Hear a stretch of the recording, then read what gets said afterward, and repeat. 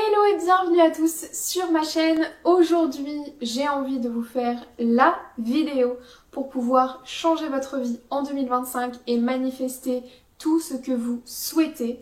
Cette liste que l'on fait de souhaits que l'on veut réaliser, de choses que l'on veut accomplir, qu'on veut recevoir pendant l'année. Moi, je me fais toujours une petite idée de ce que j'ai envie de faire et de ce que j'ai envie de recevoir pendant l'année quand on arrive dans les premiers mois. Et donc forcément, on a envie que ça se manifeste. Donc comment on fait? C'est ce qu'on va voir dans cette vidéo. Pour tous ceux qui ne me connaîtraient pas, salut, moi c'est Julia, je suis coach mindset et manifestation. J'accompagne tous ceux qui veulent plus de liberté, que ce soit au niveau financier, amoureux, professionnel, et tout ça grâce à la manifestation et au pouvoir de nos pensées. Tout simplement, mon concept, c'est change ton énergie, change ta réalité. Si c'est un sujet qui te plaît, tu peux me suivre sur Instagram et tu retrouveras plein de contenu qui va t'intéresser sur ce compte.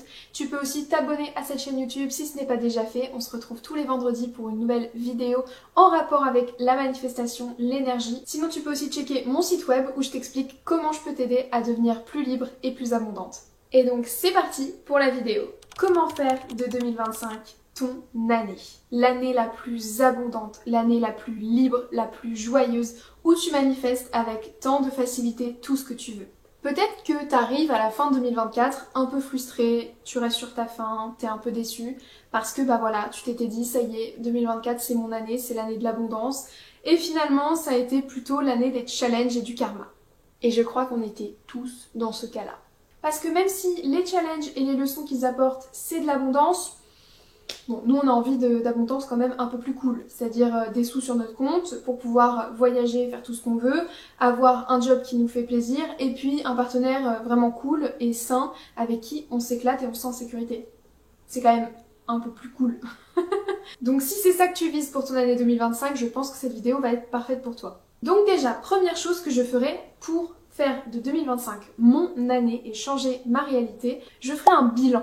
C'est super important que tu fasses un bilan et que du coup tu te fasses un petit peu une liste de ce que tu veux garder, de ce que tu veux améliorer ou alors de ce que tu veux complètement enlever. C'est ciao, ça c'était le chapitre 2024, on n'en reparle plus. Qu'est-ce que vraiment tu veux changer parce que tu n'en peux plus de vivre la situation telle qu'elle est? Peut-être que tu as envie d'éliminer aussi des sources de stress qui pourraient être éliminées, même si tu ne sais pas encore comment. Je te le dis dès maintenant, le comment, ce n'est pas important. Même si ça peut un peu nous embêter par moments parce que notre mental, il a envie de prévoir comment ça va se passer, c'est quand même pas notre travail. Donc, peu importe comment ou est-ce que c'est possible ou est-ce que c'est pas un peu too much de se dire que je veux garder, enlever ou changer ça, ce n'est pas dans la question. Dans la question, c'est dans ton idéal, sans limite, sans contrainte. Qu'est-ce que tu veux garder pour 2025? Et si tu ne veux rien garder, c'est ok, c'est pas grave, si tu veux tout changer, c'est possible et ça va être encore plus waouh. Si tu veux changer des choses parce que c'est pas encore tout à fait ça, par exemple, t'es déjà dans le travail qui te plaît, mais bon, t'as pas encore assez de clientes, c'est pas encore ça au niveau financier, ou alors tu t'es pas encore vraiment trouvé au niveau de ta spécialité, peut-être que tu as envie d'investir dans du nouveau matériel, que tu as envie de changer un petit peu ta manière de faire, ou que tu veux trouver un autre endroit aussi, un local, un bureau ou un atelier chez toi. Tout ça, c'est des trucs où on veut garder mais en même temps pas exactement pareil. Et puis, qu'est-ce que tu veux enlever? C'est stop, c'est fini, c'est ciao, ça reste en 2024. À quoi tu veux dire stop? Non, c'est fini. Et cette partie-là, elle est super importante.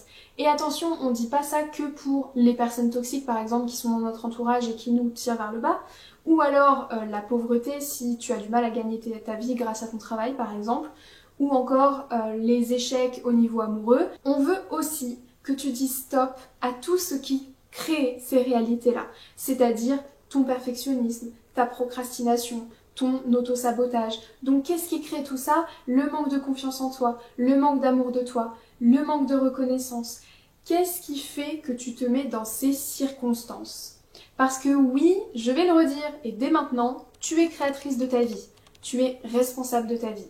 C'est pas une phrase qui veut te faire culpabiliser, au contraire. C'est une phrase qui, oui, te montre que parfois, on fait des erreurs, on fait pas les trucs comme on voulait. Mais ça c'est ok, tout le monde le fait. Par contre, c'est une phrase qui te redonne du pouvoir. Parce que si tu es créatrice de ta vie, ça veut dire que, comme ça, tu peux décider, prendre une posture totalement différente et te dire ok, à partir de maintenant, je vais créer ma vie en conscience et je vais choisir qu'est-ce que je veux vivre. Donc si là, tu te dis toutes ces circonstances qui m'empêchent de me mettre dans les réelles conditions de ma vie idéale, eh ben c'est ciao, je leur dis stop en 2025. Je veux faire de 2025 mon année abondante, donc je vais travailler sur mon perfectionnisme et mon auto-sabotage parce que je sais que ça m'a empêché de donner place à un projet que je voulais faire absolument en 2024, mais que j'ai tout le temps remis à plus tard, etc., etc. Je veux dire stop à l'impression que j'ai tout le temps du retard sur tout le monde et que je me compare en permanence sur les réseaux sociaux. Je veux dire stop au fait d'avoir l'impression de ne pas avoir le temps et je veux m'en faire plus, je veux faire de la place pour ma vie de famille, pour ma vie de couple, pour être avec mes enfants. Toutes ces questions-là sont super importantes et vont être ultra essentielles pour que tu puisses ensuite faire ton plan d'action. Parce que c'est grâce à ce bilan-là que tu vas vraiment identifier les zones où là il y a des trucs à changer ou au contraire les zones où tu sens que c'est fluide, ça roule tout seul. Et puis évidemment, tu vas identifier aussi ton objectif. Donc forcément, pour y aller, c'est plus simple. Deuxième étape super importante, j'investirai sur moi. Clairement, j'investirai encore plus que ce que j'ai fait les dernières années parce que je pensais que c'était pas forcément utile, que c'était pas forcément nécessaire. Et en fait, je me suis rendu compte en y allant, en osant, que c'était les meilleurs investissements que j'avais jamais fait de ma vie. Parce que finalement, on peut jamais perdre en investissant sur soi, en apprenant des compétences ou en travaillant sur ses zones d'ombre. Donc clairement, c'est le conseil aussi à prendre en compte, c'est investir sur soi. Déjà, on peut investir sur soi en créant des nouvelles habitudes et pas à pas en créant une routine qui est beaucoup plus alignée vers ce que l'on veut. Donc déjà, on peut chaque mois essayer de mettre en place une nouvelle habitude. Et à la fin de l'année, ça fait quand même 12 nouvelles habitudes mises en place si on s'est vraiment tenu au truc. Et 12 nouvelles habitudes, c'est vraiment un truc de ouf. Ça veut dire qu'on change totalement notre fonctionnement dans la journée et ça peut avoir de très gros impacts dans nos actions, nos résultats, notre énergie, notre mood, etc. On peut aussi apprendre des compétences et investir sur une masterclass ou un stage qui nous permettent d'apprendre un truc qu'on va pouvoir utiliser pour atteindre notre objectif ou bien monétiser ou bien utiliser à bon escient pour justement aller encore plus loin dans notre travail personnel. Mais c'est clair qu'il n'y a pas de secret, il faut se mettre en priorité, il faut oser investir sur soi. Il faut se rendre compte qu'on est notre meilleur outil pour faire tout ce qu'on veut dans la vie et que c'est notre énergie, c'est nos pensées, c'est nos actions qui vont donner vie à notre vie. Donc forcément si on investit sur notre outil essentiel, on va avoir plus de résultats. Car la manifestation en soi, ça revient à un principe très simple, c'est une action alignée avec une pensée alignée ou soutenante. C'est-à-dire qu'on a une pensée qui va dans notre sens et une action qui va dans le même sens. Donc vraiment c'est simple la manifestation, c'est juste un alignement pensée-action, sauf que parfois on passe pas à l'action et là c'est clair qu'il faut pas se leurrer, il va falloir passer à l'action. Mais passer à l'action c'est beaucoup moins douloureux, c'est beaucoup moins difficile que ce que l'on pense parce que souvent passer à l'action c'est simplement changer une pensée, c'est simplement prendre du recul, se détacher, c'est aussi se faire plaisir, se mettre en avant, se prioriser. Ça, ce sont des actions. Et après, nos pensées, elles suivent et ça va nous permettre de manifester. Les actions, ce sont pas forcément du travail dur, etc. Donc ça, c'est mon troisième conseil, c'est d'accepter de ralentir, d'accepter de ne pas aller au même rythme que tout le monde. Parce qu'en fait, si on continue à se comparer à tout le monde sur les réseaux sociaux qui va peut-être accomplir exactement l'objectif qu'on voulait, on va se mettre une pression intérieurement à aller plus vite, à faire les choses dans un certain rythme, dans un certain délai, et ça va clairement nous bouffer de l'intérieur. Et ralentir, c'est la meilleure chose qu'on puisse se faire. Parce que quand on ralentit, on préserve notre énergie, on préserve notre bien-être, et ce sont des ressources ultra importante et vraiment à ne pas négliger pour pouvoir créer la vie qu'on veut, que ce soit manifesté pour avoir l'élan de le faire, la motivation, la créativité et l'énergie tout simplement. Ce sont des ressources clairement à mettre en avant en 2025. Quatrième conseil, et clairement pas des moindres, travailler son mindset. Et oui, parce que tes pensées créent ta réalité. Ta réalité, elle est faite à partir de ce que tu perçois. Ta perception de la vie, elle est super importante. Quand on change sa perception des choses, on change sa vie sans même avoir besoin de changer l'extérieur. C'est-à-dire que notre perception, elle est clé dans la façon dont on vit notre vie. Et donc si on travaille notre mindset, si on travaille la façon dont on perçoit la vie, clairement les choses vont devenir plus faciles. Parce que justement, on va se rendre compte de à quel point on peut se compliquer la vie, faire de certains objectifs des montagnes à gravir et des tâches ultra difficiles, alors qu'en réalité, on peut choisir de croire que les choses sont faciles, que les choses sont fluides et qu'on peut y arriver. Donc vraiment, travailler sa perception, c'est un outil fondamental pour réussir à manifester tout ce qu'on veut. Je vous rappelle, manifestation, c'est pensée plus action. Donc évidemment que les pensées ont un rôle énorme dans le processus et que forcément travailler son mindset, ça te sera rendu fois 1000. Typiquement, quand j'ai travaillé mon mindset, je me suis rendu compte de toutes les pensées que je pouvais avoir qui m'auto-sabotaient, qui me poussaient à la procrastination et au perfectionnisme et qui en fait ne faisaient que de me ralentir. J'ai réalisé que j'étais mon pire obstacle, que j'étais mon pire ennemi quand il s'agissait de réaliser mes rêves. Parce qu'en réalité, il y a rarement un obstacle vraiment physiquement en face de nous. L'obstacle, il est beaucoup plus souvent là-haut. Et en fait, c'est cette croyance ou cette pensée que l'on doit déconstruire parce qu'elle est souvent erronée. En tout cas, elle est changeable en quelque chose de beaucoup plus soutenant. Par exemple, j'avais tendance à me dire qu'il y avait des processus qui pouvaient prendre super longtemps, que ça c'était inaccessible, que j'allais pas pouvoir le gérer, que ça c'était juste pas possible pour moi, que je n'y avais pas le droit. Et toutes ces pensées, je les ai déconstruites, je les ai regardées, je les ai observées et j'ai réalisé qu'elles étaient totalement infondées et que c'était simplement le fruit de mes conditionnements et que quand je choisis de croire autre chose, eh bien la vie change complètement. Et je vous le dis, tout est question de choix. Il faut choisir de croire d'une certaine manière, choisir d'être comme notre version future. Si on veut gagner plus d'argent, choisir d'être comme quelqu'un qui en gagne 10 fois plus, choisir de penser comme cette personne, choisir d'agir comme cette personne. Vraiment, c'est un choix. Et donc ça, c'est aussi une leçon que j'emmènerai avec moi en 2025 si je voulais faire de 2025 mon année, c'est que j'ai besoin de choisir que c'est mon année chaque instant qui passe. D'ailleurs, c'est aussi très important de dire qu'il ne faut pas avoir peur de demander de l'aide. Personnellement, cette année, j'ai investi sur de l'aide, j'ai investi sur un coaching qui m'a permis de complètement reprogrammer mes croyances limitantes et de changer mon mindset, mais qui m'a aussi appris à m'aimer et ça, je ne peux que de le recommander. Donc évidemment, il n'y a pas de honte, il n'y a pas de gêne à aller se faire aider par quelqu'un qui est professionnel dans le domaine quand on a identifié un blocage, par exemple, une zone où on a des soucis, genre la procrastination, le perfectionnisme, tous ces trucs là où c'est un peu dur de le faire soi-même et on a besoin de quelqu'un d'extérieur qui vient nous aider à reprogrammer tout ça et qui a les outils et l'expérience nécessaires pour nous aider à le faire plus rapidement et plus efficacement. Parce que oui, vous pouvez tout faire seul, mais ça va certainement vous prendre beaucoup plus longtemps et vous allez avancer du coup vachement moins vite que si vous allez voir quelqu'un qui est déjà passé par là, qui a déjà les bons outils et qui peut du coup vous aider à avancer beaucoup plus rapidement vers votre objectif. D'ailleurs, ça me permet de faire le lien avec mon 5e point qui est apprendre à t'aimer. Ça va être super important. Et ça peut paraître avoir aucun rapport avec faire des actions, atteindre des objectifs, devenir la version la plus badass et abondante de soi. Mais crois-moi que quand tu apprends à t'aimer, la vie devient beaucoup plus simple et légère. Pourquoi ? Parce que on a beaucoup moins de culpabilité.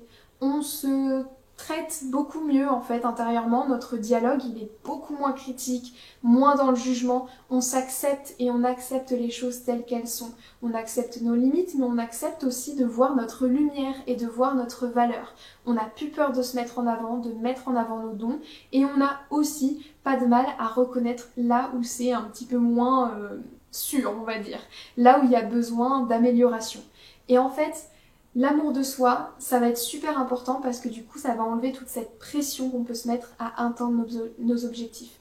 Même si, évidemment, je fais cette vidéo pour que tu sois motivé et que tu aies les bons outils pour atteindre tous tes objectifs de l'année, si par exemple tu en as 15, et bien sache qu'en apprenant à t'aimer, même si tu n'en réussis qu'un seul, tu seras pas dans la frustration, tu seras pas dans l'énervement, dans la déception et dans la critique de toi-même en mode oh là là j'aurais dû faire ça, merde j'ai encore passé une année où j'ai pas réussi à faire ci, nanana nanana. Tu vas pas ressasser en fait parce que tu vas être en mode c'est ok, j'ai fait ce que je pouvais avec les outils que j'avais, c'est ok, je suis super contente, j'ai atteint cet objectif et c'était important. Et voilà, et je sais, j'ai la certitude que les autres ils auront leur moment. En fait, l'amour de soi, ça va être un super complément pour t'enlever toute cette pression et ce sentiment d'urgence un peu à accomplir toutes ces choses. Parce qu'en réalité, il n'y a pas d'urgence. Tu as tout le temps que tu veux et tu n'as pas besoin de faire toutes ces choses en 2025. T'en as envie, mais c'est pas une nécessité. Donc, sache que l'amour de soi va être un super travail à faire pour vraiment finir l'année sans déception et sans frustration. Maintenant que je t'ai dit tout ça, parlons routine de manifestation. Premièrement, il va falloir que tu testes les outils si c'est pas déjà fait. Il va falloir que tu essayes la visualisation, la méditation, les affirmations, les subliminaux. Vraiment que tu essayes les outils sérieusement pendant plusieurs jours, voire plusieurs semaines. Tu peux les cumuler évidemment sans aucun doute, mais il faut que tu trouves celui qui vraiment te fait vibrer et te fait avoir le plus de résultats.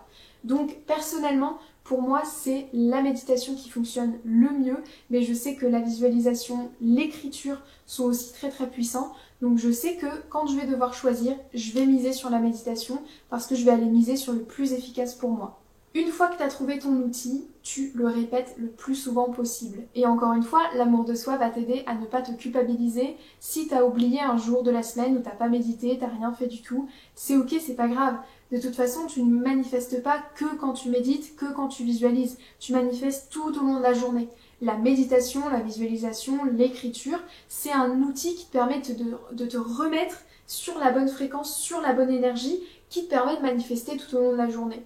Donc si tu trouves un moyen, juste en disant une phrase, pour te remettre sur cette énergie et alimenter la bonne identité, les bonnes pensées, les bonnes actions, eh bien c'est parfait. Ce qui compte, c'est que tu alimentes cette fréquence le plus souvent possible pour la faire rayonner, pour l'envoyer le plus souvent possible. Parce que c'est la fréquence que tu envoies qui va t'être redonnée. Donc si tu veux un exemple concret, évidemment que si tu passes 364 jours par an à te soucier de l'argent, à penser négativement de l'argent et à avoir peur de ne pas en avoir assez, tu vas plutôt renvoyer ça. Et c'est pas un jour de méditation entier qui va changer la donne. Le but c'est de régulièrement cultiver la fréquence d'abondance avec les pensées qui vont dans ce sens, avec les actions qui vont dans ce sens et l'identité que tu veux incarner dans le futur, à la fin de l'année, peu importe. Dis-toi que si tu passes tout le temps que actuellement tu passes à t'inquiéter par rapport à l'argent, à apprendre comment il fonctionne et à comment mieux manifester, à tester des solutions,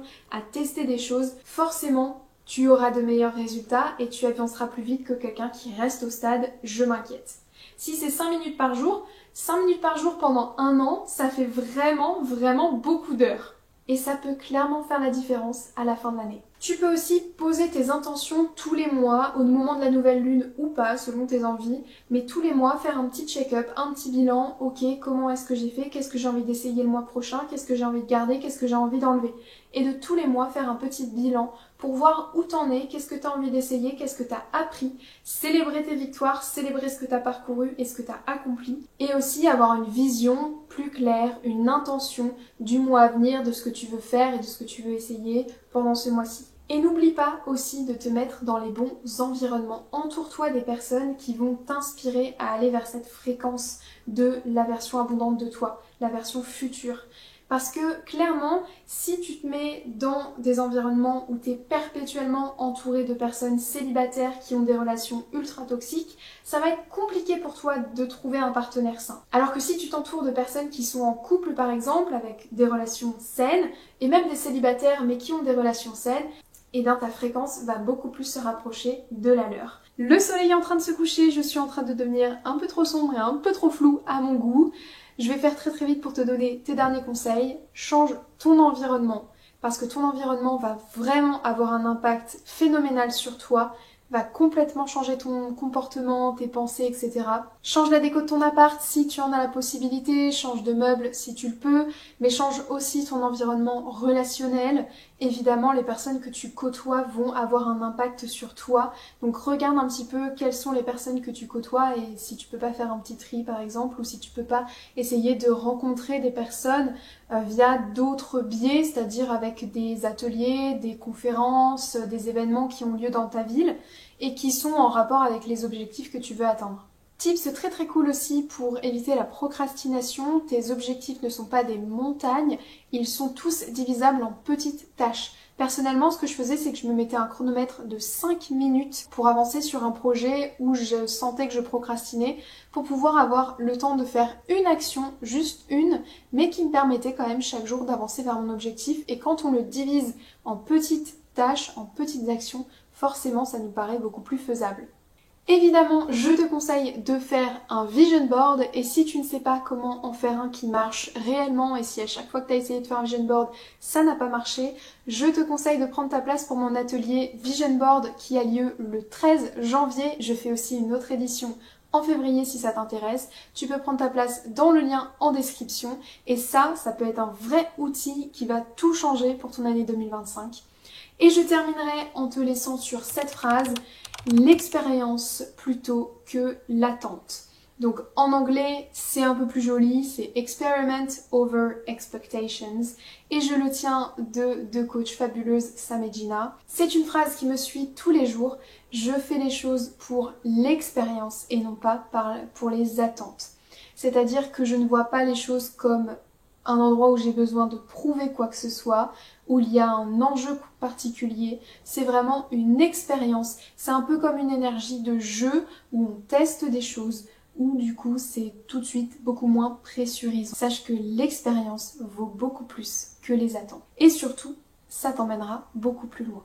J'espère que cette vidéo t'aura plu, n'hésite pas à me laisser un petit j'aime, un commentaire et à t'abonner à cette chaîne pour soutenir mon travail. N'hésite pas aussi à me partager tes objectifs de l'année 2025. Personnellement, j'aimerais devenir propriétaire, mais chut. Je te laisse avant de devenir beaucoup trop flou, je te fais des gros bisous et à bientôt. Bye!